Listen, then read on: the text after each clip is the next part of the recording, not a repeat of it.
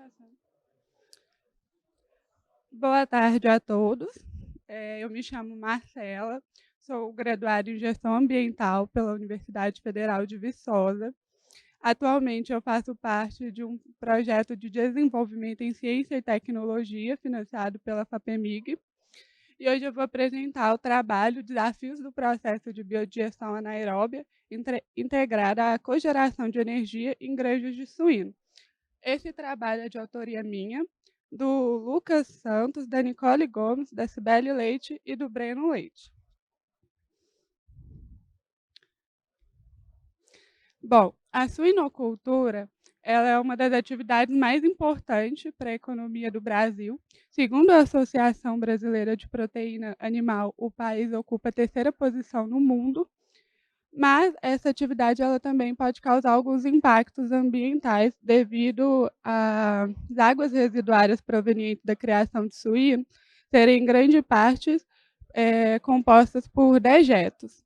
E aí, como alternativa para tratar esses dejetos, a gente tem a biodigestão anaeróbia, que é um processo complexo que requer a ação de micro-organismos na ausência de oxigênio. É um processo que, no final dele, a gente vai ter como resultado a produção de dióxido de carbono e metano, que podem ser utilizados como biogás para geração de energia. Destacando que é um processo também que requer monitoramento dos parâmetros operacionais, como pH, sólidos voláteis, DQO, entre outros. Diante disso, o objetivo do trabalho foi avaliar as possibilidades de melhoria no monitoramento do processo de biodigestão anaeróbia e conduzir uma análise de risco mediante o mapeamento de uma granja, para que assim a gente pudesse ter uma importante ferramenta para minimizar as falhas do processo, consequentemente o aumento de biogás. Nesse trabalho foi utilizada duas metodologias, uma delas foi o mapeamento de uma granja, a Granja Pedrosa, ela fica localizada na cidade de Itaúna, aqui em Minas Gerais. E aí, por meio dela, a gente teve um fluxograma para que a gente pudesse visualizar melhor como funciona o processo de biodigestão lá. Nessas duas imagens, a gente tem ali uma das lagoas de estabilização que tem lá na granja e um dos biodigestores. A outra metodologia identificada, feita foi a identificação de riscos e oportunidades, onde a gente buscou o desempenho do processo de biodigestão anaeróbia, como a análise físico-química dos parâmetros de sólidos voláteis, DQO, temperatura e pH, e os dados de processo, que foram o volume de biogás gerado, tempo de residência hidráulica e a vazão. Bom, aqui a gente tem, né, a figura 1, mapeamento da Granja Pedrosa, onde a gente tem como destaque o tanque de alimentação, que é para onde vai a água residuária que é gerada dos galpões de criação de suíno, do alojamento e do escritório, e do tanque de alimentação vai para o biodigestor e depois para as lagoas de alimentação.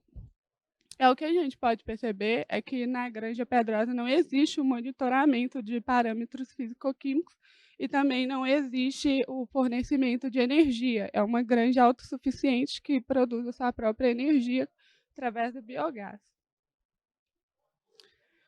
Os resultados que a gente obteve do desempenho do processo de biodigestão anaeróbia está aqui na tabela 1, onde a gente tem os parâmetros analisados, o resultado das amostras coletadas na saída do tanque de alimentação, na saída do biodigestor, e os valores de referência que a gente pegou da literatura, né, destacando que esses são os valores considerados ótimos para o desempenho do processo e a geração do biogás.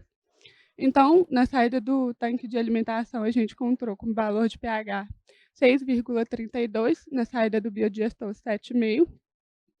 A IAP, a gente olhou na saída do biodigestor, foi menor que 0,3.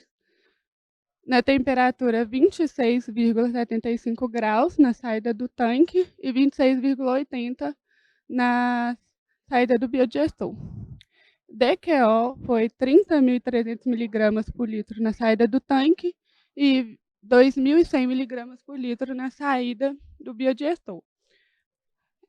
Eh, os sólidos voláteis foram 23.100 miligramas por litro na saída do tanque, 8.460 miligramas por litro na saída do biodigestor. O tempo de residência hidráulica, eles não têm na granja um equipamento para fazer essa medição. Então, para a gente chegar ao valor, a gente utilizou o volume do biodigestor e a média das vazões medidas. E aí a gente chegou no resultado de 50 dias. E o biogás gerado, o volume foi de 1.200 metros cúbicos por dia. Então, quando a gente pega os valores de referência, a gente vê como que acabaram que passaram um pouco fora, foram o pH e a temperatura, né? Que o pH, quando ele encontra um pouco abaixo, pode acontecer o azedamento do biogás. E a temperatura, é bom a gente manter essa faixa de 30 graus a 35, porque é a temperatura que existe na fase mesofílica. Os valores de DQO e sólidos voláteis, né, após a gente analisar, a gente percebeu que na saída do biodigestor a gente teve 80% da remoção da carga orgânica.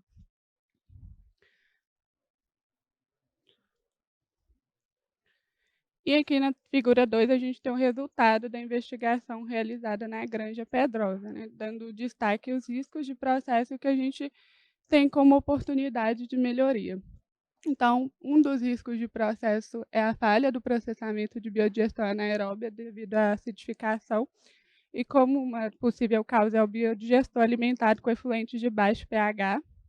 Outro risco de processo é o desempenho inadequado do tratamento de efluentes, não conformidade com os padrões de lançamento de efluente.